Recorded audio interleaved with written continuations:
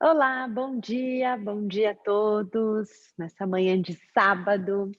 Aqui em São Paulo um pouquinho de frio, talvez um pouquinho mais de frio do que aí com a Esther na Alemanha, brincadeiras à parte, claro que na Alemanha tá mais frio, mas aqui hoje tá um pouquinho frio. Hoje a gente vai trazer para vocês aí um pouquinho do que a gente vem conversando aqui internamente e criando.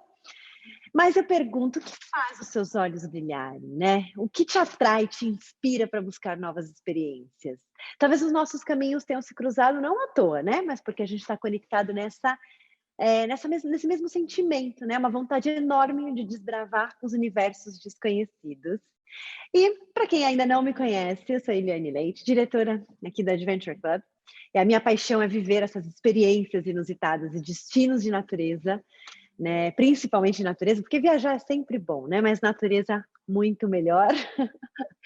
E fico grata, claro, também por estar aqui no Adventure Club junto com um time muito comprometido e, claro, alinhado e conectado com o mesmo propósito que o meu.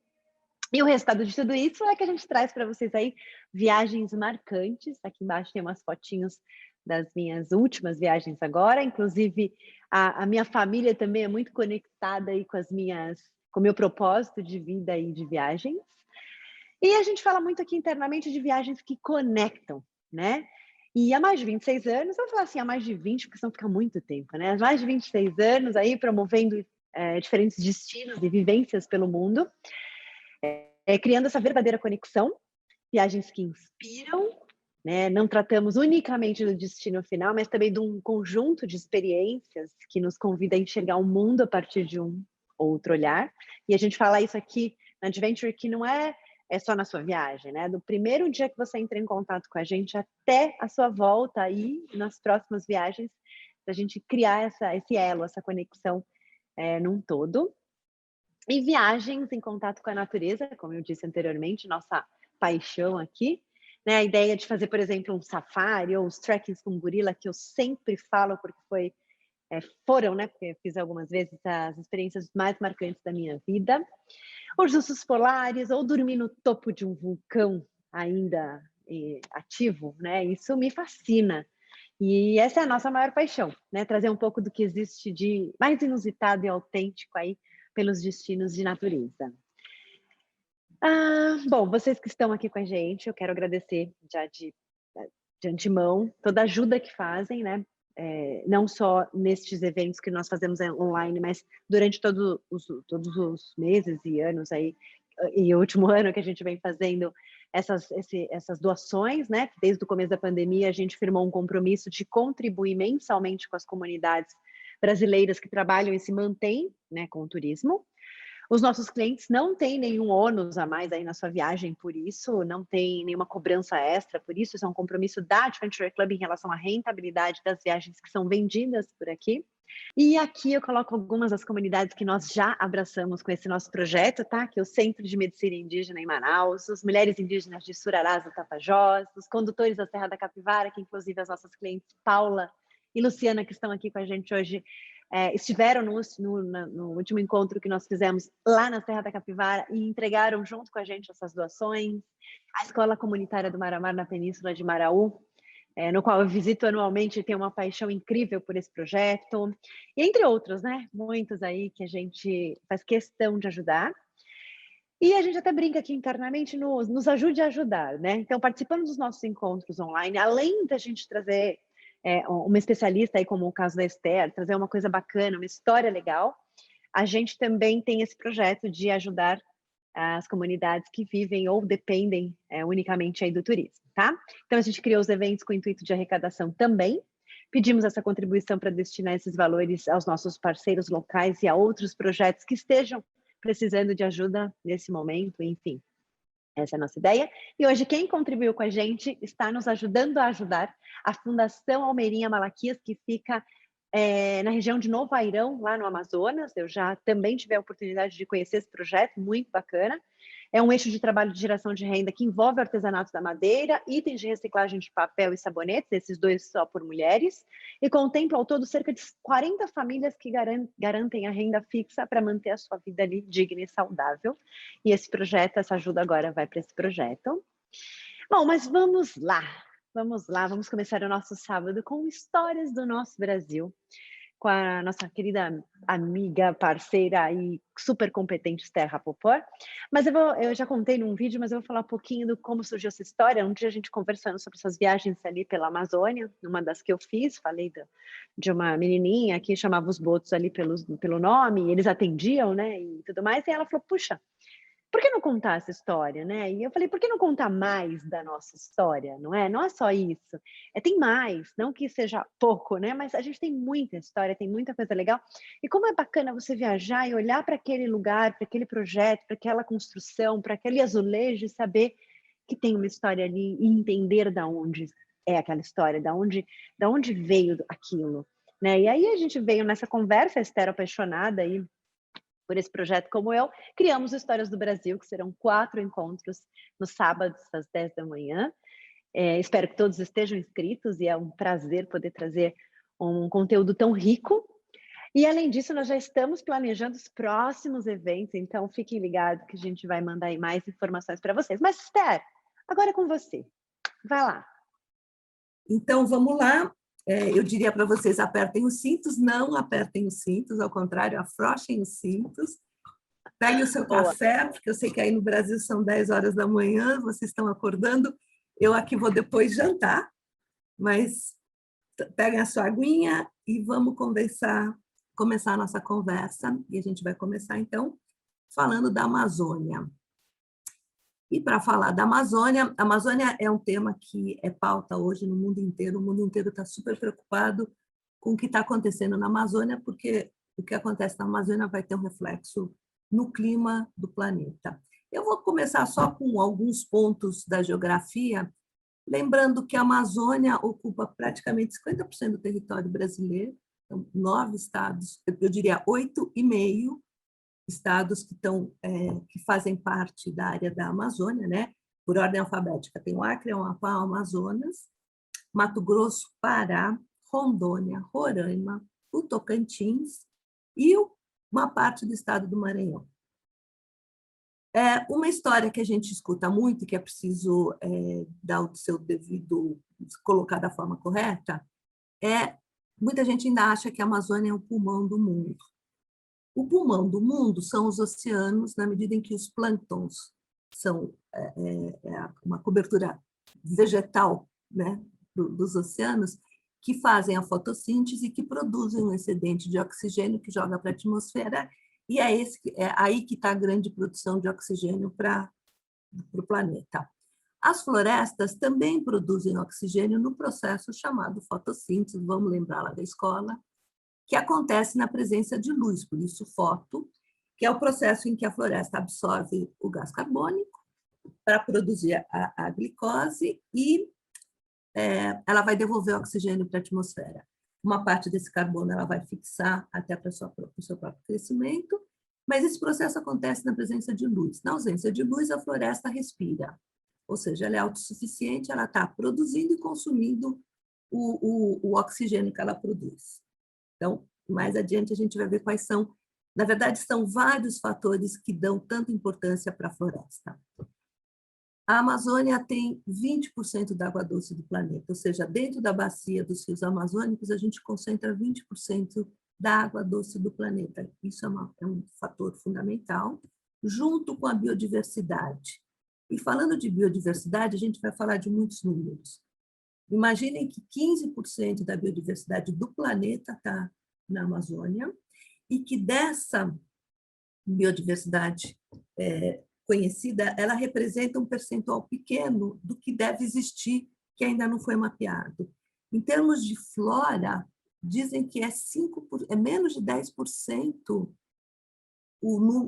a quantidade de espécies que ainda não foram, as que foram mapeadas é menos de 5% do total que existe.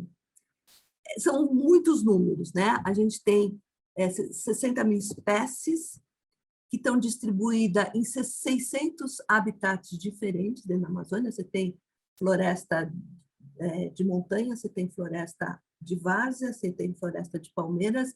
Aí habitam, nos últimos 10 anos foram identificados mais 1.200 espécies, entre um total de 300 espécies de mamíferos, 1.300 de aves e por aí por diante. Inclusive, existem muitos micro-organismos que ainda não foram identificados, né? De protozoários, fungos, bactérias e vírus, que estão aí que a gente ainda não teve contato, que a gente não conhece. Tem um aí que a gente está começando a aprender a conhecer. Do total do ambiente amazônico, provavelmente 8% é de endemismos e que são espécies que deveriam estar na alta prioridade na lista de conservação. Tudo isso forma esse pacote que preocupa o mundo inteiro, que tem que ser preservado. Mas eu acho que um dos fatores que diz muito diretamente para a gente, especialmente para quem mora no sul, sudeste, é a presença dos rios voadores. Rio voador, na verdade, eu vou explicar. Vocês sabem o alto índice de pluviosidade, de chuvas, né, da floresta amazônica, toda essa água que cai na Amazônia, uma parte é absorvida pelo solo e uma parte vai ficar retida na copa das árvores e por esse processo de evapotranspiração vai voltar para a atmosfera. É um volume de água, dizem que tão grande quanto o volume de água que a gente tem nos rios amazônicos, ou seja, é um grande volume de água que vai ser empurrado pelas correntes de ventos, né? Eles vão sendo empurrados. Nesse próximo slide, a gente percebe, ele vai bater nos Andes, os Andes formam uma barreira natural. Quando essa corrente úmida bate nos Andes, uma parte vai precipitar e vai ser exatamente isso que vai fornecer água para as nascentes dos rios que depois vão correr para o Atlântico, e uma parte vai ser empurrada para o sul do continente. Então, essa parte que está vindo para a região sul, sudeste e centro-oeste é que está trazendo a chuva e a umidade que a gente tem no sul. Está vindo da Amazônia. No momento em que você tira a Amazônia, você reduz a área de floresta, você substitui pelo gado, o gado produz mais carbono no seu metabolismo, você vai impedindo, você vai desaparecendo o rio aéreo, o rio amazônico, e com isso você tem você vai secando o clima na região sul-sudeste. A gente está vivendo isso também, a gente observa ano a ano que reduz a quantidade de chuvas no sul do Brasil. Feito esse introdutório da parte geográfica, vamos pousar em Manaus. Está lá Manaus, à beira do Rio Negro. Só que esse nosso voo não é só geográfico, não é só no espaço, é também no tempo. A gente vai voltar para uma Manaus do final do século XIX, início do século XX, uma bela época amazônica. Eu não sei se vocês têm presente, mas Manaus já foi uma das cidades mais ricas do Brasil no início do século XX. A Belle Époque, porque ela reflete a Belle Époque francesa. A Belle Époque, vamos lembrar, final do século XIX, início do século XX, a Europa está em paz, antes da Primeira Guerra Mundial. É um momento de grande desenvolvimento tecnológico, das artes, da cultura, do consumo, do glamour na vida. E Manaus vai copiar. Manaus tem esse ideário francês como seu símbolo e vai copiar e vai viver também porque a gente está no início da República. E o início da República significa que os estados têm maior independência na cobrança dos impostos e na utilização desse dinheiro. Então, com isso, a cidade de Manaus é uma cidade muito rica, tem um plano diretor, é um momento em que vai ser urbanizada, vão abrir grandes ruas e avenidas sobre terrenos que eram pântanos, que eram áreas alagadas. A gente tem a luz elétrica, luz pública, sistema de telégrafos, os bondes elétricos, e Manaus vai ter o primeiro sistema de saneamento básico do país.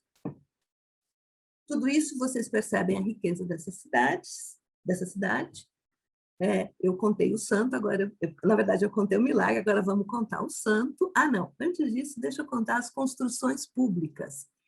Manaus vai viver um período também de grandes construções públicas, isso é muito interessante, porque vai mostrar a dicotomia que existe aí entre o modelo francês, e aqui a gente está vendo o mercado municipal, esse mercado imita o mercado de Les Halles de Paris, mas a dicotomia porque está apoiado no ideário francês, mas na grana inglesa. ela é toda construída com metal que vem da Inglaterra. É a Inglaterra que está investindo, da Inglaterra que vem o dinheiro. Então, a gente tem esse mercado, é lindo. Hoje ele é mais um destino de visitação turística do que abastecimento real da cidade. Um outro local, um outro prédio que vem que é feito todinho com material vindo da Inglaterra é a alfândega, e essa alfândega, deixa eu só tirar aqui, esse prédio da alfândega ele foi construído no 1900, início do século XX, todo tijolinho à vista no modelo inglês, e a gente tem, né, o maior símbolo desse período, que é o Teatro Amazonas, que é todo construído com material importado, exceto as madeiras, né? E ele é o grande ícone da riqueza da cidade de Manaus. Imaginem que essa cúpula, para construir essa cúpula, foram importadas 36 mil pastilhas, né? Peças dessas escamas de cerâmicas. Essa cúpula deu muito o que falar também, porque diziam que parecia uma mesquita muçulmana, mas, na verdade, é uma cúpula que está presente em todo o espaço de arte cênica, né? Ela imita a Opéra de Paris. Então, o Teatro Amazonas é esse grande símbolo, hoje é uma visita obrigatória para quem está em Manaus. Agora, vocês imaginam, na época, início do século, o luxo que era morar em Manaus e poder assistir às óperas vindas diretamente de Paris. Dizem até que Euclides da Cunha esteve em Manaus em 1905, e ele relata que ele ficou meio assustado ele disse, essa cidade tem uma profunda crise identitária. Ela quer negar a sua origem indígena, né? Quer se aproximar da cultura europeia, né? Ela quer se identificar, mas é uma identificação impossível, porque ela não tem um repertório para isso. Mas, enfim, está ali. Inclusive, acho que tem uma programação cultural anual. Sugiro que quem vá a Manaus tente ter os ingressos para assistir uma obra apresentada na Casa de Óperas. Mas não são só os prédios públicos que revelam a economia, a força da economia e da riqueza da cidade de Manaus nesse começo do século. Tem aqui o Palacete Miranda Correia, que é um prédio privado, foi demolido em 1970. Tem essa rua, que eu quero fazer uma comparação, a Rua Lobo Almada, completamente arborizada, super linda, né? Da qual hoje sobra pouco. E esse é o grande problema que a gente tem da manutenção do patrimônio histórico. Esse é o centro histórico. São poucos os prédios que conseguem manter uma manutenção que permita mostrar o que foi a grandiosidade de uma época. Agora sim, está na hora de contar quem é o santo, né, que conseguiu gerar tanta riqueza nesse espaço. E é uma plantinha brasileira chamada Hevea brasiliensis, que é a seringueira. A seringueira é uma planta original da floresta amazônica. Existem 11 espécies de seringueira que estão distribuídas pela floresta, e ela produz a borracha, que já é de conhecimento das populações originais. Já se explorava o látex desde sempre, com técnicas muito primitivas. Até que este senhor, chamado Charles Goodyear, vocês devem identificar esse nome, não só nas corridas de Fórmula 1, mas no mercado normal de pneus. O Charles Goodyear, um americano, ele nasceu em 1800. Dizem que foi mais ou menos por acaso que ele conseguiu criar um processo chamado vulcanização da borracha. É misturar a borracha com enxofre em alta temperatura e você muda as qualidades do produto, ele fica mais resistente, mais flexível, e ele fica muito bom para ser utilizado pela indústria, porque nós estamos vivendo exatamente o momento da segunda revolução industrial, e a necessidade, a indústria precisa da borracha, especialmente a indústria automobilística que está nascendo aí e que tem na borracha um dos seus elementos predominantes, né? Tanto nos pneus, claro, mas em mangueiras, enfim, em todo o processo mecânico você precisa da borracha. E aí é hora de falar que você tem a borracha sendo um produto altamente demandado no mercado. A Amazônia tem a produção, precisa de mão de obra para fazer a extração dessa borracha. É o primeiro grande fluxo de migração que vem do Nordeste para a Amazônia. E quando a gente fala de migração, vou fazer um parênteses aqui, vamos lembrar que a migração é o resultado de duas forças. A primeira força é a força de expulsão. A população que vai emigrar, ela normalmente está sendo empurrada para fora. Essa é a força mais importante, do meu ponto de vista, é a força que empurra uma população para sair do seu território. Ninguém quer deixar o seu território, ninguém quer deixar a região onde ela tem os laços culturais, familiares, até econômicos. Então, você é obrigado a emigrar quando você não vê no seu ponto de origem condições de sobrevivência com dignidade, economia, etc. E isso está associado a uma outra força que interage, que é a força de atração. Normalmente é um destino que está vivendo um boom econômico e que chama essa população que está à procura de uma solução para o seu problema. Quando a gente fala de Nordeste, a primeira ideia que vem é de que o movimento de expulsão é o problema da seca. É normalmente a seca, a gente aprende na história como sendo um grande indutor desse movimento migratório. Eu queria alertar que a gente vai aprender depois na história que existe solução para a seca, né? A gente viu assim, como irrigar, a gente vê Israel, o que Israel faz dentro do deserto. A gente tem as cisternas que foram construídas no Nordeste no determinado período recente da nossa história.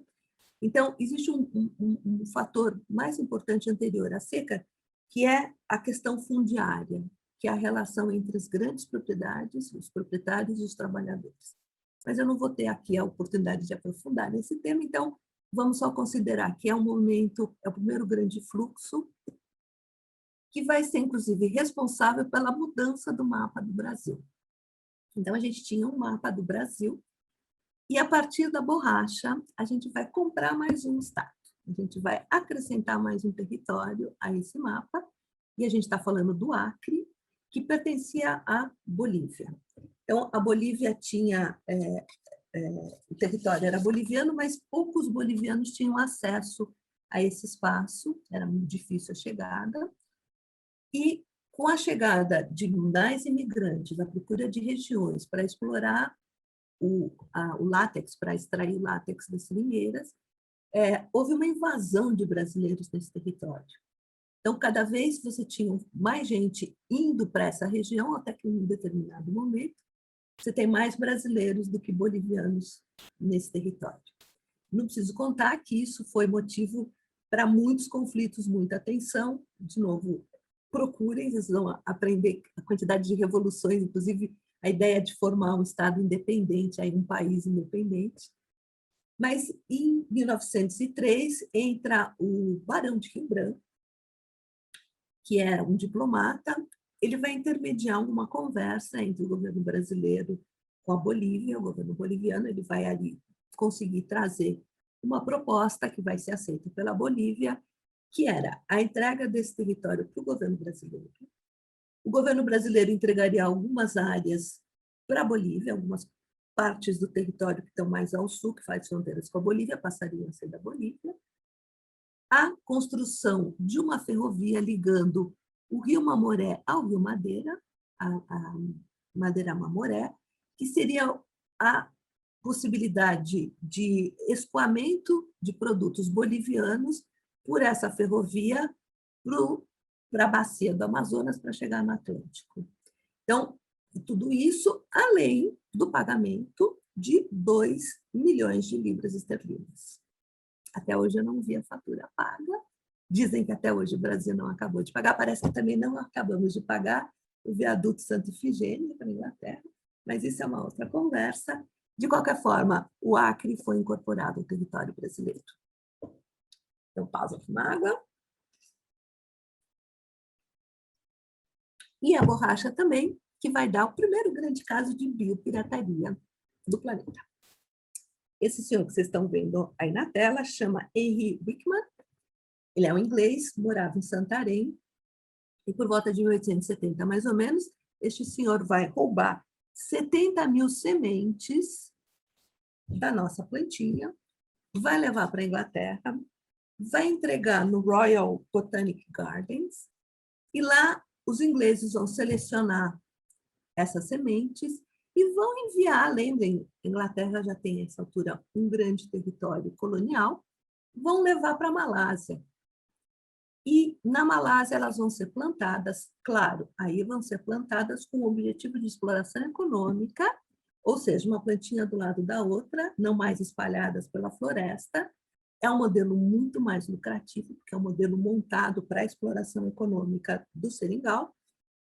Com isso, o Império Britânico vai passar a controlar a produção e distribuição de borracha. Para vocês terem uma ideia, o Brasil, que exportava 95% da borracha consumida, vai dividir o mercado agora com 2%. O resto passa a ser a borracha produzida na Ásia e vendida pelos ingleses. Está na hora, então, da gente colocar mais um personagem nessa história. Outro personagem muito conhecido também, Henry Ford, dono da marca Ford. O Henry Ford era um empresário, um cara visionário, um cara que tinha uma ideia interessante sobre esse novo movimento de industrialização. A gente está vivendo o início da segunda grande revolução industrial. Para o Henry, a fábrica tinha aqui 3 pontos básicos. 1, remunerar os seus empregados de forma que eles pudessem consumir aquilo que eles produziam.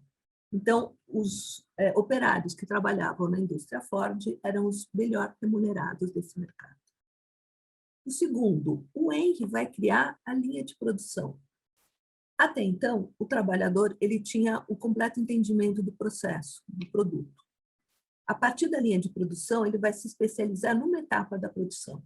Então, ele vai produzir, ele vai trabalhar num determinado setor da produção. Ele não vai mais ter o controle da produção completa. Isso vai exigir investimentos muito grandes, inclusive no espaço. Você tem que criar um espaço físico onde o produto possa caminhar, né, para ir recebendo a cada etapa do processo ser finalizado. Então, ele vai exigir um desenvolvimento também da parte de automação, você tem que ter processos mais automatizados. E o terceiro elemento, na visão do Henry Ford, era que a Ford tinha que ter o controle completo de todos os elementos necessários, toda a matéria-prima utilizada na produção do carro. E ela tinha efetivamente a produção, desde o ferro, o couro, a madeira, mas ela não tinha o controle da borracha. Esse era o maior problema, porque a borracha era controlada pelos ingleses. Então, o que o Ford vai fazer para conseguir manter, e o Ford foi um precursor dessa produção? Ele vai pegar um navio e ele vai descer o Tapajós até encontrar um ponto na Amazônia, onde ele vai criar uma cidade para ser a base de uma plantação, de uma produção de borracha para alimentar a sua própria indústria.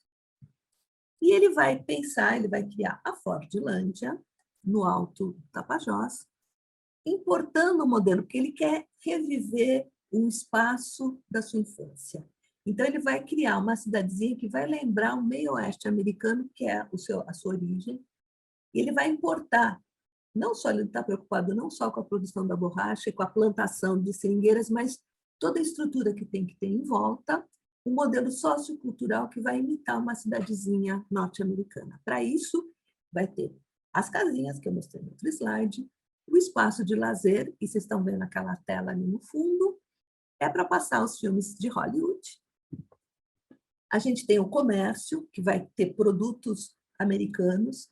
Eu estava lendo em algum lugar que também a oferta de hot dog, que era uma novidade que não existia nessa região, além da estrutura hospitalar, da escola. Mas o maior problema é que ele trouxe um modelo e ele não tinha entendimento pleno do local onde ele estava, para onde ele estava se instalando. A floresta, com todas as suas particularidades, vai gerar questões que os americanos, inclusive a cúpula, né, os administradores que vão vir dos Estados Unidos, não estavam preparados para encarar. Então, você tem, primeiro, o plantio, que vai ser a produção de uma monocultura, que aí já cria um problema, porque no momento que você tem uma praga, uma doença, acaba com a produção, não é como uma planta está distribuída no meio da floresta, em que existe um equilíbrio. Eu não tenho conhecimento para aprofundar essa explicação, mas a produção nunca foi adiante, sofreu com várias pragas e com várias infestações. Ele não tinha como lidar com o clima, né? O calor excessivo, as doenças, as chuvas, a umidade. E esse despreparo todo fez com que alguns dos administradores pirassem, né? Teve um que morreu afogado numa enchente, teve um outro que desistiu quando os 3 filhos morreram com doenças tropicais. Então, assim, foi um projeto que não durou 2 décadas e foi abandonado, porque ele não foi bem sucedido nem do ponto de vista da produção da borracha, nem do ponto de vista da administração desse projeto. Até o final da Segunda Guerra já não existia mais nada. Hoje, quem vai até a região do Tapajós ainda pode visitar o que sobrou dessa região, né? Existe ainda algum espaço que vai relembrar o que foi o projeto Fortilândia.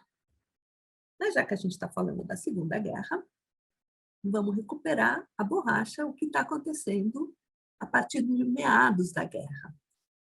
Lembra a Segunda Guerra Mundial, a gente tem os aliados contra o eixo, que era a Alemanha, a Itália e o Japão. E a Malásia está sob controle japonês, ou seja, a produção de borracha está sob controle japonês e os americanos estão com a indústria crescente, sendo demandado pela Europa, é o período em que a indústria americana vai ter um boom para abastecer a Europa que está em guerra, mas não quer borracha. Então, aí a gente tem o Getúlio Vargas ali atrás, que vai fazer um acordo de fornecer borracha, de incrementar a nossa produção de borracha para fornecer para a indústria americana. Vai ser assinado um convênio e aqui no Brasil a gente vai ter uma super propaganda chamando as pessoas. Venham para a Amazônia, venham extrair a borracha, venham produzir. É um esforço de guerra. É a nossa participação na Segunda Guerra. É como a gente vai ajudar os aliados produzindo borracha. Eu acho ótimo esse pôster aqui, cada um no seu lugar. A gente tem os soldados na costa defendendo, né, o território e os seringueiros cortando borracha para a guerra. Na verdade, está cortando borracha para fornecer para o mercado americano, né? Então, mas esse pôster é ótimo. Os americanos vão injetar recursos para levar a gente do Nordeste, vai ser o segundo grande fluxo do Nordeste para a Amazônia. Eu acho ótimo também esse pôster, que a gente vê, então, os comboios saindo, e a gente identifica pela vegetação que está saindo da área mais árida para penetrar áreas tropicais, para chegar na floresta. Nesse outro, a gente tem a Amazônia, Terra da Esperança. Então, assim, existe uma forte propaganda. Vai ser criado um serviço especial de mobilização de trabalhadores para a Amazônia, o SENTA, que vai receber a grana e ele vai estimular essa migração, oferecendo não só as condições para quem está indo, mas para quem está ficando, né? Amparo para a família de quem fica, ou seja, vai embora que a gente cuida da tua família, a gente dá assistência médica e religiosa, além da passagem, da alimentação. Porém, como vocês podem imaginar, não deu certo. Não deu certo porque não foi bem administrado, as coisas não funcionaram como deveriam ter funcionado. Teve um erro crasso aí, inclusive, que era o período, porque para você ir para a floresta para fazer a extração do látex, tem um período, que é o período do fábrico do látex, e isso não foi respeitado. Então, o fábrico tem que acontecer no período não chuvoso, e aí você trazia a população para um acampamento intermediário, não tinha alimentação suficiente. Esses homens que estavam ali acampados passavam meses esperando o momento do fábrico, o momento de serem deslocados. Enfim, foi um caos, não gerou os resultados esperados, mas foi sim o segundo grande fluxo de migração nordestina para a Amazônia. E aí entra uma parte que eu acho super legal, que é enxergar a herança cultural nordestina na Amazônia, e a gente falando do boi-bumbá, eu acho que a gente dá um super bom exemplo. Para quem não conhece a história do Bumba Meu Boi, na verdade, é uma história que vem da Península Ibérica, junto com os portugueses, e que quando chegar no Brasil, ele vai ser adaptado, né? E é muito legal, porque vai mostrar esse sincretismo entre os povos, né, que estão absorvendo essa nova informação. Eu vou resumir a história. A história é contada no Nordeste, especialmente em Pernambuco, que é onde nasce a maior tradição do Bumba. É a lenda da mãe Catirina e do pai Francisco, é um casal negro. A Catirina está grávida e está com desejo de comer língua do boi. Aí o pai Francisco vai lá, mata o boi para fazer a língua. O dono da fazenda, o proprietário, quando descobre que era o boi preferido dele, que foi morto, fica desesperado. Aí ele vai chamar um pajé, que vai vir e vai ressuscitar o boi. Então, é um milagre de ressuscitar, do renascimento do boi. Então, aí a gente tem o escravo, a gente tem o pajé, que vai fazer esse processo do milagre, e a gente tem a ressurreição, que vem do catolicismo. Então, é uma mistura entre as condições culturais dadas naquele momento. Como eu falei, é Pernambuco, um estado que tem, onde teria origem nessa essa tradição brasileira, essa leitura brasileira dessa história, mas é no Maranhão onde a gente tem a manifestação mais forte hoje em dia acontece no Maranhão. Em compensação, a gente tem isso na Amazônia, que é o Festival de Parintins. Imagino que vocês já ouviram falar, Parintins é uma ilha, acontece sempre no mês de julho, o Festival de Parintins.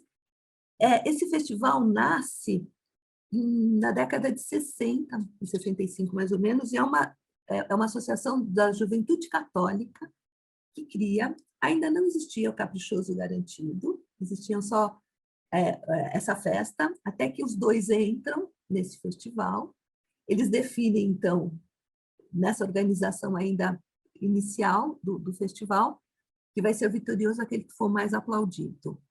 Isso vai ser um super sucesso, e a partir da década de 70, ou seja, 10 anos depois, a própria prefeitura de Parintins resolve assumir a responsabilidade, e hoje a gente tem um dos festivais mais famosos. É dificilíssimo conseguir ingresso e acomodação para participar, para assistir à disputa entre os dois bois, Caprichoso e Garantido, com as suas respectivas torcidas. Muito bem. A gente falou da Amazônia e todo mundo tem em mente a Amazônia, a floresta índia. Então, embora 50%, acho que esse é o número último que eu tive, 50% dos habitantes, dos indígenas brasileiros ainda vivem na Amazônia, o personagem, o homem da Amazônia, na sua grande maioria, é o que a gente convencionou como caboclo. É o caboclo. E quem que é o caboclo?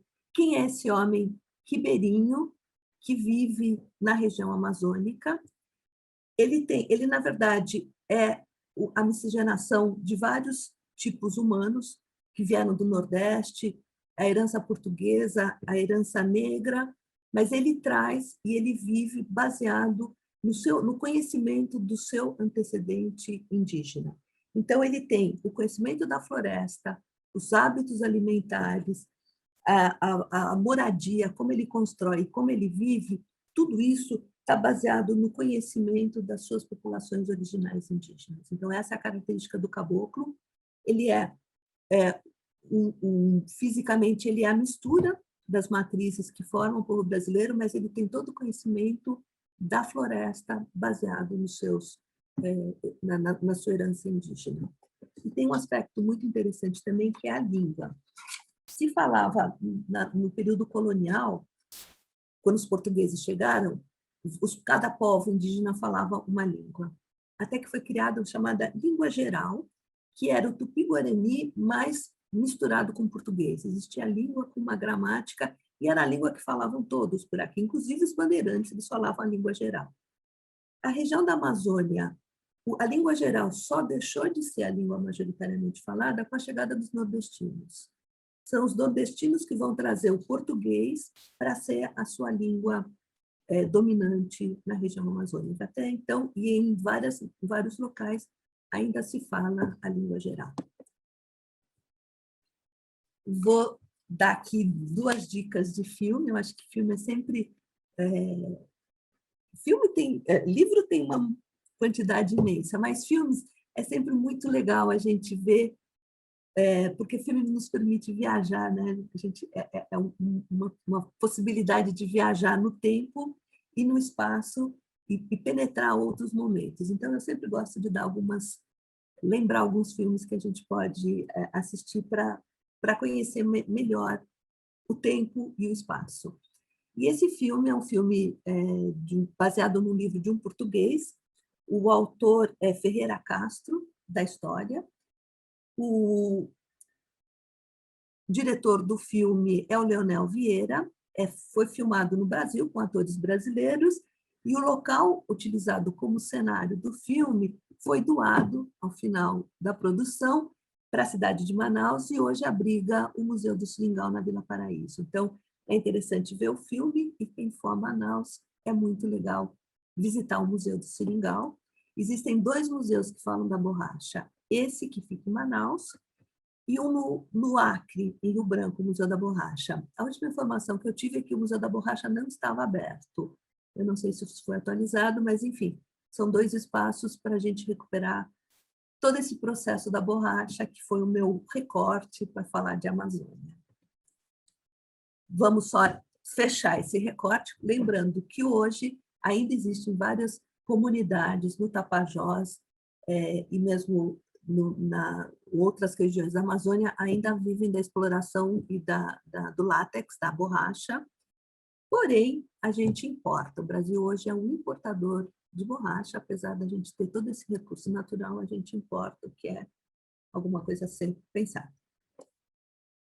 E está na hora, então, da gente decolar, sairmos de Manaus. A gente não vai sair da Amazônia, a gente vai sair de Manaus para voar para o Médio Solimões, porque eu quero mostrar um outro projeto, já que a gente fala de turismo, como o turismo pode ser uma forma de preservação da natureza, como o turismo pode ser encarado como uma forma de manutenção das populações nas suas regiões, né? De não forçar a imigração. Para a gente fazer para a gente chegar onde eu quero, a gente vai sobrevoar o Encontro das Águas, que eu acho que todo mundo já ouviu falar. O que eu não sei se todo mundo sabe é que não existe apenas um Encontro das Águas, existem vários. Existe esse daqui, que é entre o Rio Solimões e o Rio Negro, que acontece na frente de Manaus, e a partir daí o rio passa a se chamar Amazonas. Vai existir um outro muito grande também entre os rios Tapajós, que é água cristalina, com o Amazonas, que é água barrenta. Vai ser um outro encontro. E o que acontece? Essas águas são muito diferentes em termos de temperatura, velocidade, densidade. Elas não se misturam. Elas não se misturam, elas vão correr. Esse encontro que acontece na frente de Manaus são 6 quilômetros em que as águas vão correr juntas, sem se misturarem. Mais adiante, o volume de águas do Amazonas é maior, então ele vai superar o Negro, provavelmente o Negro fica submerso, e a partir daí, então, você vai ter só as águas marrom, caramelo do rio Amazonas. Mas eu queria contar também uma outra coisa, que esse encontro das águas está retratado em um mosaico nas ruas de Manaus.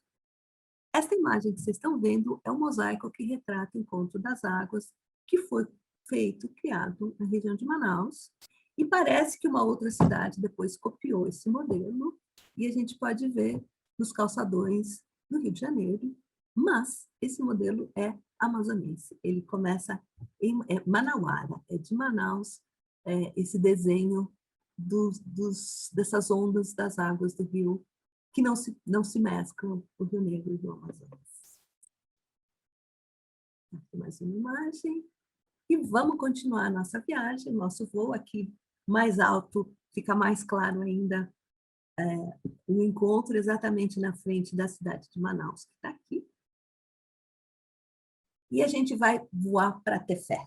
Tefé é o nosso próximo aeroporto. De Tefé a gente vai pegar este barquinho e a gente vai navegar pelos Solimões até a gente chegar na Reserva Sustentável de Mamirauá.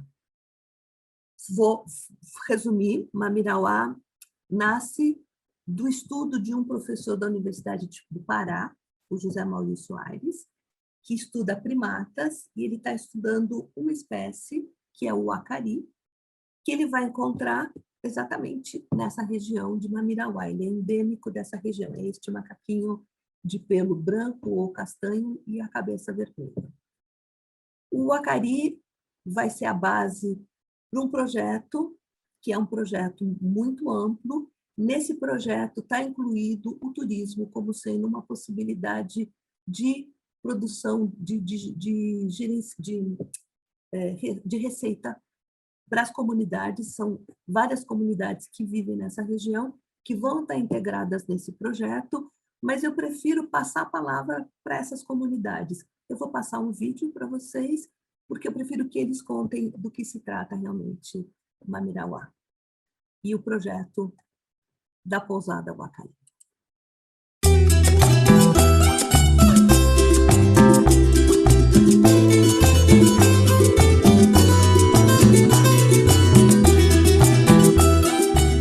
Eu nunca imaginava que eu conseguiria trabalhar, que eu ia trabalhar em turismo um dia, que minha vocação nunca era isso. Hoje eu tenho conhecimento de algumas coisas que eu imaginava nunca ter na minha vida. Aí trabalhando aqui eu descobri que eu era capaz de assumir alguma outra função, né? A escola só tinha na cidade e na comunidade só tinha até a terceira série, quinta série, que foi onde eu cheguei. Cresci cuidando de casa, né, já na roça com os pais, e sempre esse compromisso já de adulto. Fui crescendo um pouco mais, já entrando mais profundo no movimento da comunidade, né. Foi aí quando já iniciou a história do Mamirauá, né, dentro da reserva, com a criação da reserva, e aí o movimento social começou a crescer, né, com a chegada do Mamirauá, com mais reuniões, aí começou as capacitações, os pesquisadores fazendo pesquisa, né.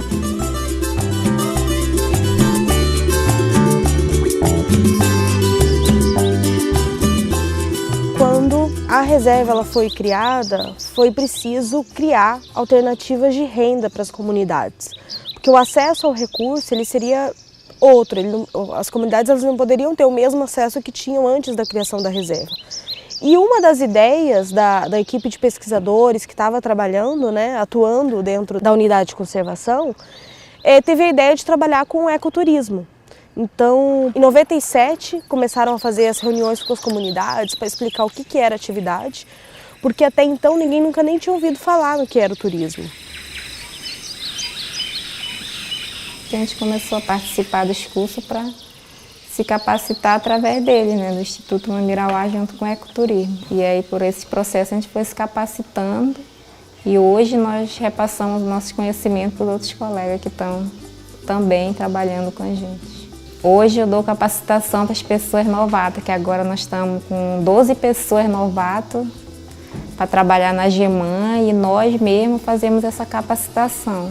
Bom, a GEMAN foi fundada em 2003 e a função da GEMAN é organizar as 8 comunidades que moram em torno dela para que essas comunidades estejam participando aqui dentro da pousada através da prestação de serviço. E hoje, com mais de 15 anos aí da pousada, é agora promover a capacitação para que eles possam assumir as áreas onde hoje precisa de ter pessoas que vieram de fora das comunidades para poder dar essa assessoria. Então, a parte de contabilidade, a parte de gestão de um empreendimento, de administração. Eu vejo que a gente inaugurou essa nova fase que começa a trabalhar com essa parte da gestão do empreendimento, né? Sempre tendo aí o objetivo de transferir a gestão do empreendimento para a GEMAN, né? Para as comunidades. Um grande sonho é que um dia a gente nem precise mais de trabalhar com assessoria técnica. E isso já acontece em parte. Então, várias coisas hoje já acontecem independente de ter assessoria técnica do programa de turismo. Eu passei a gostar do trabalho, da atividade com o turismo, dos amigos, né, do companheirismo que a gente faz aqui, do colega que a gente faz, do conhecimento com as comunidades. Por mais que a gente mora muito próximo do outro, a gente não tinha aquela ligação de uma comunidade com a outra. A gente se tornou uma família só. Aí você sente que um fortalece o outro. Isso marca muito, né? Você conseguir lidar com as pessoas e conhecer pessoas de todos os lugares do mundo. Então isso aí marca muito de vocês, aqui através da pousada do turismo, você conseguir ter esse contato com o mundo inteiro. Você viajar no mundo inteiro sem sair do seu lugar, do seu canto.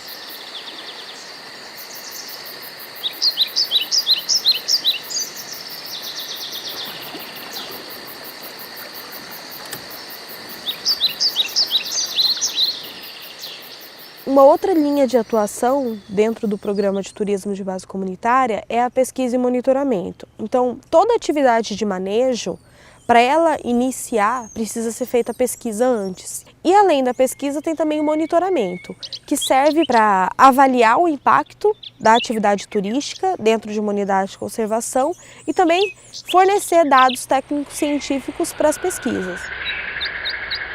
Levando em conta que a pousada Wakarí foi concebida para minimizar os seus impactos no ambiente em que ela está inserida, o empreendimento procura adotar tecnologias ambientais. Então, uma das tecnologias é o sistema de tratamento de esgoto. Outra tecnologia bastante importante é o sistema de captação de água de chuva. Uma das nossas atividades é a disseminação da nossa experiência. Todo ano a gente tem convites para participar de eventos para exatamente compartilhar essa experiência que a gente tem. Então, quando a gente vai nesses eventos, a gente tenta mostrar da forma mais transparente possível toda a nossa informação, exatamente para que essa experiência que a gente adquiriu ao longo de 16 anos, ela possa ser disseminada e que possa auxiliar em outras iniciativas de turismo. Tanto eu como os colegas que se reunimos numa sala para passar o conhecimento, então a gente sentiu que nós sabíamos muita coisa, que nós tínhamos tudo isso aqui e que a gente não se tocava, que nós tínhamos o turismo aqui, nós tínhamos toda essa organização enquanto as pessoas não sabiam de nada e estão querendo começar, querendo iniciar. Quando a pousada ela iniciou, surgiu esse projeto, já existia esse objetivo de transferir a gestão para as comunidades. Foi feito um estudo de viabilidade econômico-financeiro para avaliar se a atividade turística seria rentável. Então, nesse plano, a gente prevê a autonomia financeira ao longo de 10 anos, se iniciou em 2013 e vai finalizar em 2022 já com a transferência de gestão. Eu acho que vai trazer para as comunidades mais responsabilidades, eu acho que mais investimento. A partir do momento que as comunidades verem que elas são donas, elas vão cuidar mais.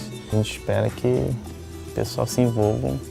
Eu acredito que é a porta para muita gente, para muitos jovens que estão aí começarem a se interessar e desenvolver uma nova profissão. Eu me orgulho do meu trabalho, eu me orgulho do meu esforço que eu já fiz para lutar pelo meu pessoal, eu me orgulho das coisas que a gente já conseguiu. Eu sempre falo para meus colegas, vocês têm que se interessar, vocês têm que abraçar isso, vocês têm que ver esse lugar como de vocês, assim como eu vejo. Eu vejo a pousada como minha. Dizer, não, isso aqui é meu e vou tomar de conta. Eu acredito que vai ter esse olhar, né? Vai ter essa valorização, cuidar melhor, né, do patrimônio. Que esse empreendimento aqui não é pouco, né? É grande, né? Uma empresa, a pousada se torna uma empresa e aí a comunidade vai se sentir, eu sou empresária agora. Nós somos empresários, nós temos que cuidar da nossa empresa, agora ela é nossa. E até hoje eu tenho 3 filhos. Papai, me leve lá onde você trabalha. Eu já trouxe eles várias vezes aqui. Então, quando eu crescer eu quero trabalhar na pousada.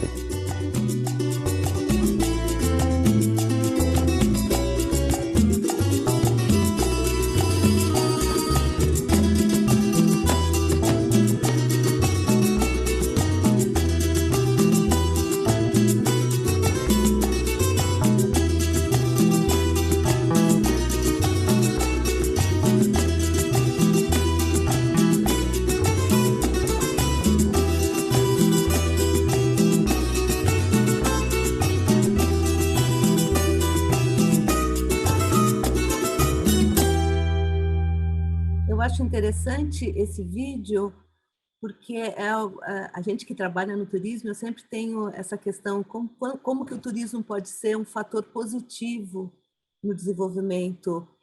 E Mamirauá, para mim, é a síntese de como o turismo pode ser a possibilidade de você trazer recursos para a população, essa população não vai emigrar, e de preservação da natureza, porque o turista chega para ver natureza. Então, você tem que manter o espaço preservado, porque isso é o que vai atrair o turismo.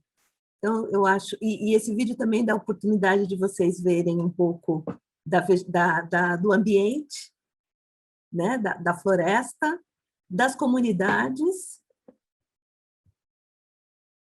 Você pode ver a floresta, você pode ver como as comunidades, você pode ver como as atividades se desenvolvem nessa região.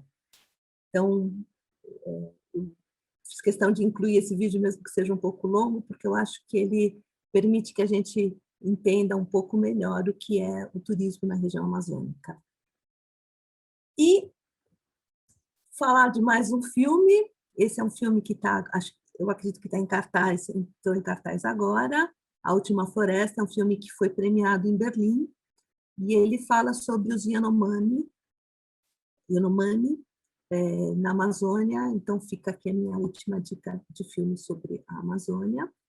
E agora o que a gente vai fazer, eu vou dar um minutinho para quem quiser ir buscar uma água, tomar mais um café e se deixe penetrar pelo som da floresta.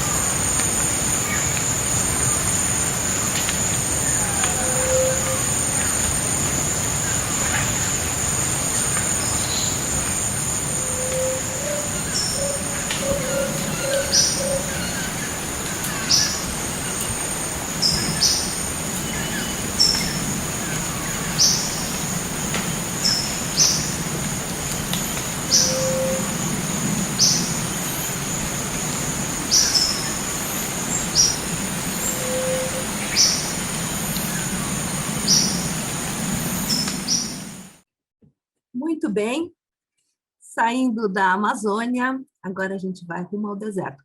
Na verdade, não é o deserto, porque chove, mas a gente vai voar agora em direção ao leste, a gente vai para o Nordeste brasileiro, que a gente já pode ver, ele é todo decorado aqui com dunas. Esse é o nosso destino, mas antes disso, a gente vai pousar nessa ilha, na ilha de São Luís, que se chamava, na verdade, Ilha de Upaon-Açu, e ela era habitada pelos tupinambás. Até agora falei de índios, vamos só recuperar um pouco de onde que vêm os índios da costa brasileira. Baseado nos estudos de antropólogos, cientistas, os povos indígenas teriam saído aqui dessa região da Amazônia, noroeste da Amazônia, e dividido em dois grandes ramos, que vão ser os proto-guaranis, que vão descer, eles vão fazer esse percurso em direção ao Rio Paraguai, e vão se estabelecer aqui no sul do continente, e um outro grupo, que vão ser os proto-tupis, que vão em direção a leste, vão ocupar essa parte, e depois eles vão descer, ocupando todo o litoral brasileiro. Então, a gente tem os guaranis no sul do continente e os tupis, que eram os povos que estavam nesse litoral. A gente vai falar mais sobre os índios no nosso terceiro encontro. Então, eu deixo para lá para a gente aprofundar. Só vou contar que os tupinambás que estavam aí nessa região já tinham feito contato com europeus, mas não com os portugueses. Eles tinham feito contato com os franceses. Os portugueses, na verdade, vamos dar uma recapitulada, e como eu falei no começo, eu vou repetir alguns temas ao longo das apresentações, porque são temas transversais, então a gente volta no tempo para falar, para relembrar o assunto. Os portugueses chegaram no Brasil em 1500, eles estavam muito focados no comércio com a Ásia, mas eles já sabiam da existência desse território, tanto que já tinha feito a divisão com a Espanha, né, que dizem que era o Atestado de Adão, que dividiu o mundo entre espanhóis e portugueses, então já tinha a linha que traçava, né, o Tratado de Tordesilhas, essa parte era portuguesa. Os portugueses só queriam primeiro vir aqui botar a bandeira para dizer já tomamos posse, é nosso, que foi o que o Cabral fez, ele veio, botou a bandeira e continuou para a Índia, porque o objetivo dele Portugal estava completamente concentrado nesse comércio com as Índias, com a Índia. Essa região passou 30 anos, né, todo esse espaço recém-incorporado no território português, no Império Português, passou 30 anos no qual eles só fizeram a exploração da costa, do pau-brasil, mas os franceses foram ficando assanhados, opa, legal, os franceses sempre tiveram interesse em ter uma França equinocial, uma França antártica, então eles começaram a mandar seus barcos para cá, e os portugueses perceberam, a gente vai ter que, de alguma forma, tomar conta do espaço, senão a gente vai perder. Então, eles dividiram, né? O rei dividiu todo o espaço em grandes lotes, que são as capitanias, e deu de presente para os amigos, na verdade, para a pequena nobreza, dizendo, toca aí que é teu, ou seja, sem nenhum apoio do Estado, te dou a terra, é responsabilidade tua ocupar, proteger, cuidar, fazer, produzir, e mais adiante pagar por isso. Então, o Brasil foi dividido em capitanias hereditárias, porque os donatários, quem recebia a capitania, podia deixar para os seus descendentes. E essa capitania aqui, onde é o Maranhão hoje, estava meio zicada. O primeiro donatário que recebeu foi o Fernando Álvares de Andrade, que montou uma frota enorme de barcos, saiu de Portugal para vir tomar posse, afundou na costa do Maranhão, morreu todo mundo, inclusive o donatário. Aí o rei doou para o segundo donatário, que era o Luís de Melo e Silva, outro que botou também, fez a sua frota, veio para o Brasil, afundou na costa do Maranhão. Mar muito bravo, muito vento, a gente sabe que venta muito nessa costa. Esse cara conseguiu sobreviver, o donatário, mas ele voltou para Portugal. Enquanto isso, os franceses já tinham conseguido chegar e estavam ali no maior diálogo com os tupinambás. Já tinham construído um espaço, estavam ali fazendo comércio e mandando notícias para a França. A gente quer ter um território, por que não aqui? Tanto que convenceram, um grupo de franceses convenceu a rainha a fornecer suporte para uma expedição que saiu com o Daniel de La Touche, que era conhecido como Senhor de La Ravière, para vir, e ele chegou aqui, chegou em São Luís, e como eu diria, quem conhece Lerutier, chegou em pleno centro de São Luís, e ele botou a sua cruz, rezou a sua primeira missa, e construiu um forte ao qual ele deu o nome de Saint-Louis, em homenagem tanto ao patrono francês, quanto ao rei da época, que era o Luís XIII. Então, foi estabelecido, e está aí a fundação da cidade de São Luís, em pleno centro de São Luís, fundação da cidade, que passou a ser a base do projeto Maranhão, do projeto da França equinocial. Mas os portugueses continuavam tentando chegar nessa região com muita dificuldade, não conseguiam para o mar, porque eles não conseguiam navegar nesse sentido, e não conseguiam por terra, saindo do intraterra para chegar ao Maranhão, muitos obstáculos no caminho, também eles não conseguiam chegar. Até que o Jerônimo de Albuquerque, que depois acrescentou o Maranhão no seu nome, ele conseguiu fazer chegar, ele passou por Jericoacoara, provavelmente, deve ter sido nas férias dele, e ele conseguiu chegar no Maranhão, ele conseguiu vencer os franceses e expulsar os franceses, e o Portugal, então, assume essa região, e São Luís vai ser a capital desse estado, posteriormente, que vai ser o estado do Maranhão e do Grão-Pará, tudo isso um grande território, cuja capital era São Luís, estamos falando já de 1654, ou seja, 100 anos depois. Depois vai inverter a capital, vai ser transferida para Belém e vai se tornar estado do Grão-Pará e Maranhão, aí 1751.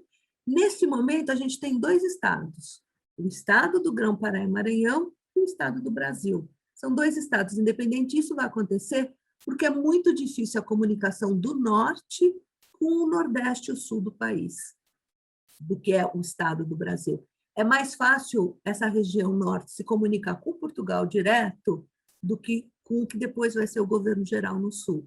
Então, o governo português decide, então, fazer 2 estados que se comunicam diretamente com a colônia, com a matriz, com Portugal. Então, o estado do Brasil fala com Portugal e o estado do Grão-Pará e Maranhão também presta satisfações e conversa diretamente com Portugal. Tudo isso vai acontecer até 1772, quando Maranhão e Pará vão se separar, vão ser divididos os estados e eles vão ser incorporados ao Brasil. Então, o estado do Brasil, com o norte fazendo parte, é uma coisa que vai acontecer a partir de 1772. São Luís foi a única capital brasileira fundada por franceses, mas, apesar disso, a gente vê a digital portuguesa por toda a cidade de São Luís, né?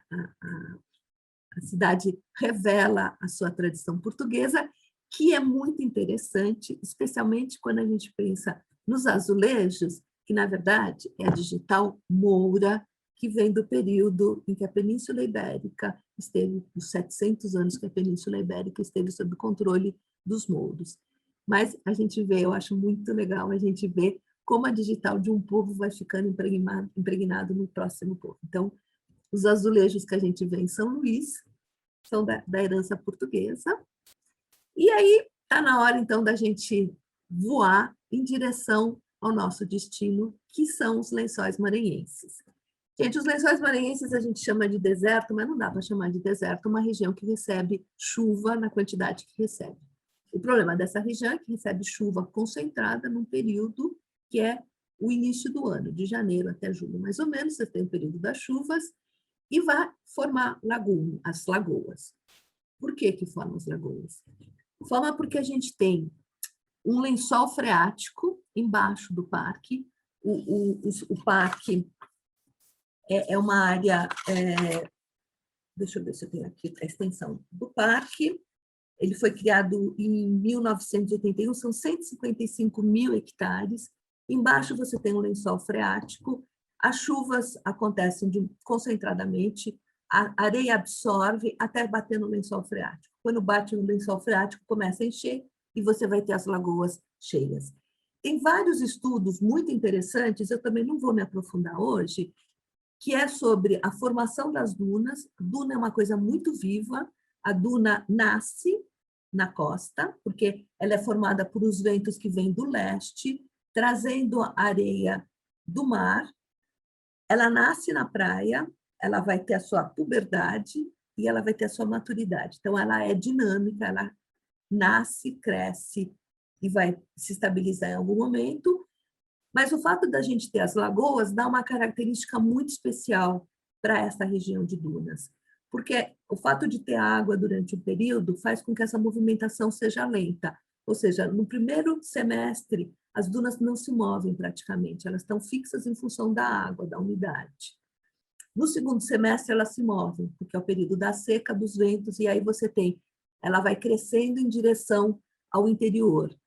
Isso, o fato de ter água num período, vai determinar que as dunas sejam todas mais ou menos da mesma altura. Não existem dunas muito altas, porque ela tem esse período em que ela fica imóvel. E se não tivessem a água, ela seria completamente plana. Então, assim, a junção de vários fatores únicos que determinam esse cenário único de você ter essas dunas nesse formato. E quem quiser estudar o formato dela, que são das barcas, em função do vento, da origem do vento, da intensidade do vento, e forma um cenário que é muito espetacular e é tão interessante que é cenário de filmes, não só filmes brasileiros, mas eu destaco esse filme, A Casa de Areia, com as Fernandas, que vai mostrar muito interessante o período colonial. Eu acho legal esse filme, porque vai mostrar a ocupação dessa região no período colonial. É uma obra de ficção, mas, de qualquer forma, vai retratar o ambiente e como que foi a evolução da sociedade nessa região. Vamos continuar em direção a leste. A gente sai do grande parque, tem o pequeno parque dos Lençóis, que é uma área menor, e aí a gente vai ter o delta do Rio Parnaíba. Esse delta do Parnaíba, ele é muito famoso porque ele é o único delta nas Américas que deságua em mar aberto, e ele é o terceiro maior delta do mundo. Ele perde para o Nilo, na África, e do rio Mekong, no Vietnã. Aqui você também tem outra profusão de fauna e flora. Você tem vários ambientes, né? Você tem área de manguezal, área de dunas, área de praias, e a gente faz essa travessia, é feita em um dia, conhecendo, tendo a oportunidade de ver a diferença da paisagem, para chegar num território que já foi território também dos tupis, os tremembés, que habitavam essa região, e que foi o primeiro contato com os europeus aconteceu em 1571, com um português que, não vai ser surpresa, naufragou nessa costa. Ele vinha com um barco carregado de ouro, ele naufragou e depois ele passou anos nessa região procurando o ouro que caiu no fundo do mar, tentando resgatar a sua carga. Então, tudo isso está nessa região que vai ligar o delta até a região de Jericoacoara, que está aqui numa península. Jericoacoara, cujo nome significa toca da tartaruga, Urucuá é tartaruga, Coara é toca, Urucuacoara, Jericoacoara é a origem. Jericoacoara está numa posição muito interessante, porque ela está protegida por uma série de dunas, é uma serra de dunas. Isso fez com que dificultasse o acesso do continente até a ilha, e por isso ela está tão preservada. E Jericoacoara fica numa península que tem a única posição na costa brasileira, no continente brasileiro, onde você tem mar a leste e a oeste. Com isso, é a única região onde você pode ver o nascer e o pôr do sol do mar. Então, a gente vai fechar essa viagem de Jericoacoara. Jericoacoara é um local que chama para a gente meditar, olhando a natureza. Venta muito, quem gosta de esportes de vento é a região. E eu agora, então, peço para Eli ou para a G gerenciar quais são as perguntas que eu posso responder nessa oportunidade ou que eu posso trazer para conversar nos nossos próximos encontros. Obrigada, Esther. Obrigada. Muito bom, né? A gente vai viajando assim, então tá de voltar para todos esses lugares, né? Estherzinha, vamos lá. Nós não temos perguntas, mas temos muitos elogios. Muito, muito bom, tudo muito bacana. A Andrea nos perguntou sobre a viagem, né, para fazer a Uacari. Sim, temos. Inclusive, a gente vai mandar na próxima semana agora a gravação do nosso encontro, junto com algumas opções de viagens que a gente faz já há muito tempo. Sobre a pergunta, sobre o tema que você comentou sobre o Seringal. O Museu do Seringal está aberto, sim. Ele só não funciona aos domingos e segundas. Muitos museus estavam fechados, mas eles já estão reabrindo. Então, tá aberto, sim. Do Acre também?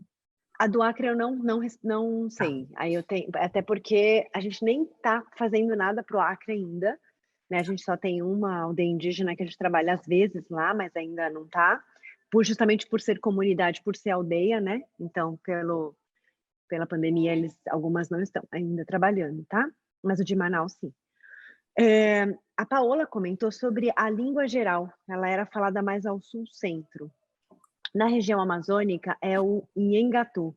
E ainda hoje há falantes dessa língua, que era o equivalente à língua geral, porém diferente. Há um documentário português sobre ela. Muito bom, muito obrigada por completar a informação. Legal. E que mais, Estherzinha? Aqui temos Acho que não tem mais perguntas. Deixa eu só ver aqui. Tem, Gê? Não estou vendo. Deixa eu ver aqui, agora engasguei. Ai, desculpa. Quem quiser abrir o Obrigada, microfone, Adelino. Oi? quem quiser abrir o microfone para falar com a gente, interagir com a Esther também, sintam-se à vontade, viu, pessoal? Sim. Né? E temos aí aqui a gente vai mandar esse material para vocês também, até com outras opções, os hotéis de selva que a gente trabalha, da alta floresta que a gente não, né, é tão grande que a gente não teve a oportunidade de comentar aqui, mas temos lá na alta floresta as navegações pelos rios da Amazônia, não só o Rio Negro, mas a gente tem ali para o Parque de Anavilhanas, que inclusive todas essas viagens eu também já fiz, então posso falar das minhas experiências se vocês quiserem. A Travessia dos Lençóis, Jericoacoara, aí que tá lindo, como a Esther falou, Praia do Preá, que é um pouquinho para baixo, enfim, toda essa região é muito linda. E, bom, se alguém quiser, mais uma vez, pode abrir o microfone, não tem problema, mas eu já estou aqui na expectativa do nosso próximo encontro, sábado que vem, né, Esther? Vamos falar aí da região ali de Salvador, né? Vou começar por ali, onde a gente vai falar um pouquinho da história da colônia, do nosso Brasil, né? Falaremos do início da ocupação do território colonial de Portugal e a sua grande indústria açucareira, a escravidão e a migração forçada, o ouro na região sudeste e vinda da família real e o nascimento do samba. E vamos embora, Além né, de outros Esther? temas. Porque é tanta coisa, a gente fica aqui. Quanto tempo você já está estudando tudo isso, Esther? Só para. Não que você já não saiba, mas é porque tanta história, né? A Tanta gente coisa não que a gente para. tem, né? A história é uma coisa muito dinâmica, porque a história, na verdade, é o testemunho, né? Você não é uma coisa dada. Então, você tem sempre novos entendimentos, tem novas discussões, tem a recuperação de documentos que permitem rediscutir o entendimento de diversos momentos, de diversos fatores. Então, a história é muito dinâmica. A gente não para nunca de ler, reler, mudar de entendimento, não era bem isso, era aquilo. Então, eu acho que é só, como eu digo, é só pôr na tela todos os temas sobre os quais a gente pode estudar. É maravilhoso, a gente já está com várias ideias aí. A Ana Paula está ansiosa pelos próximos encontros. Melhor época, Andréia? Todas. A Amazônia você pode visitar todas as épocas, você vai ver paisagens diferentes, né? Então tem a época da seca, a época da cheia, e eu já fui nas duas épocas, lá é bem distinto isso, né? Ou cheia ou seca, e você pode ficar tranquila que a época que você escolher vai ser lindo e você vai ter que voltar, porque é maravilhoso e é muito grande, né? E eu já fui umas 5, 6 vezes. Eu vou dar um exemplo de Mamirauá, a diferença entre você ir na época das chuvas, na época da cheia, em que o rio está mais alto, você está próximo da copa das árvores. Então, você tem a oportunidade de observar a fauna, primatas, bicho-preguiça, mamíferos que estão no topo das árvores. Quando você vai na época da cheia, o rio da seca, não existe seca, né? É só que o rio volta para o seu curso. E no que volta para o seu curso, ele concentra os animais da água. Então, você vai ver boto, você vai ver peixes, você vai ver toda a fauna que é possível ver caminhando. Você vai poder caminhar pela floresta, o que você não consegue fazer no período das cheias, que você só vai navegar pela floresta. Então, você tem cada período você tem uma atividade diferente. É isso mesmo, André. Na época da cheia, muda muito na região, tá? Mas a época da cheia agora, final de ano, alguém comentou, que acho que foi o próprio André, né? De fazer as doações, nos ajudar com as doações. Eu vou mandar aqui o Pix da Adventure. Valor não tem, não importa. Acho que... a G colocou. Obrigada, G. A gente pode fazer por Pix doações quanto quiser. Assim, a Lu, que está aqui com a gente, já viu esse projeto ao vivo lá com a gente na Serra da Capivara. Acho que a Paula também está aqui, fez com a gente, esteve lá com a gente e viu essa contribuição que a gente faz. Por favor. Alguém pode falar. Eu posso fazer uma pergunta, por gentileza? Por favor. Primeiro, eu queria perguntar a Esther se ela tem alguma referência nessa região amazônica da produção de cacau e chocolate. Se ela teria alguma referência que pudesse nos passar depois. E a segunda pergunta é para a Adventure, se existe algum programa específico nessa região visitando as comunidades tradicionais produtoras de cacau. Quer falar, Esther, primeiro sobre essa região? É uma pergunta que eu vou pesquisar para trazer, porque eu não tenho referência, vou do pesquisar. Cacau, né? Do cacau. Porque a gente tem a referência do cacau na costa Na Bahia. da Bahia, nessa região. É a mesma, aí respondendo, aproveitando e te respondendo. Desculpa, qual é o seu nome? Gilmar, sou Gilmar. Ah, Gilmar, é que tá como admin para mim aqui, eu não consigo ver. Mas a mesma coisa, tá? Na região do norte, lá na Amazônia, nessa região ali, a gente não tem sobre a informação de cacau. Aí, assim, a gente visita, assim, as comunidades, visita as aldeias indígenas, tem até alguns roteiros específicos para visitar a aldeia indígena, até um pouco mais nessa linha de quem quer se aprofundar na história, na cultura e na vivência, entendeu? Fica na aldeia. Tá? Mas do cacau não, e aí eu tô com a Esther, a gente vai pesquisar isso. Vou pesquisar. Porque do cacau... Tá? Se o Gilmar estiver no nosso próximo encontro, eu respondo antes de começar o encontro. Eu vou estar sim, Esther, eu gostei bastante. Muito obrigado pela sua apresentação. Muito interessante. Fico feliz, obrigada. Obrigada, muito bom. Ana, alguém mais... A Carmen comentou sobre a região das praias da Paraíba, Nordeste mesmo. A gente tem bastante coisa ali, a gente vai falar até um pouco nesse próximo encontro ali da região um pouco mais da Bahia e Pernambuco, mas falando um pouquinho dessa região de Paraíba e tudo mais, a gente vem trabalhando em alguns roteiros mais no sertão. A gente está pegando mesmo histórias, por exemplo, a Rota do Cangaço, a gente vem trabalhando nessa linha, a gente ainda não divulgou na Adventure, até porque é um dos programas que eu vou lá para fazer agora para conhecer. Tem o Parque Nacional do Catimbaú, que fica em Pernambuco também, e tem muita história, né, Esther? Ali a gente tem toda uma história nossa, um pouco mais recente, claro, mas a gente vem trazendo isso, tem muita solicitação até de clientes que estudam muito e nos procuram para isso, então a gente vem desenvolvendo internamente aqui um programa bem legal para essa região ali dos sertões, né? Inclusive, entra aí o livro Sertões, né, que a gente vem falando um pouco também aqui internamente na Adventure, tá? E aí eu respondo também, Carmen, com as opções depois. Pode falar, Esther. Importante, eu não falei no começo, mas assim, a história é sempre muito ampla, tem muitos temas que a gente pode abordar em cada região, então a gente tem que sempre escolher um recorte, a gente tem sempre que escolher um tema, até porque vocês imaginam que ficar mais do que 1-2 horas assistindo a uma apresentação é cansativo, então a gente tem que escolher um tema para poder aprofundar um pouquinho mais, tem que ser um tema, e o tema que eu escolhi, claro, foi a borracha. E isso a gente faz, né, em qualquer um desses programas, escolher um foco, escolher um tema. A gente fala do Brasil, o Brasil é um país com um território tão imenso, tem tantos aspectos que podem ser visitados e estudados que a gente tem que separar. É muita coisa, né? É muito bom, é muito bom. Muito obrigada, aqui a gente tem bastante elogio sobre a iniciativa, e é bem isso, assim, olhar diferente, com um olhar diferente. A La Salete, ela disse que ela morria e não ia saber nunca que o calçadão de Copacabana era sobre o encontro das águas do Negros ou Limões. Muito bom, muito bom. A gente se surpreende a cada encontro. E é isso. Carmen, muito obrigada. La Salete, muito obrigada. Andréia, todo mundo aqui que está com a gente. Então, até próximo sábado, espero vocês.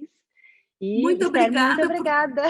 Muito obrigada por terem me ouvido nessa manhã de sábado. Espero que tenha sido interessante. E encontrar vocês de novo na semana que vem. Sim, muito obrigada. Um beijo, bom sábado para todo mundo.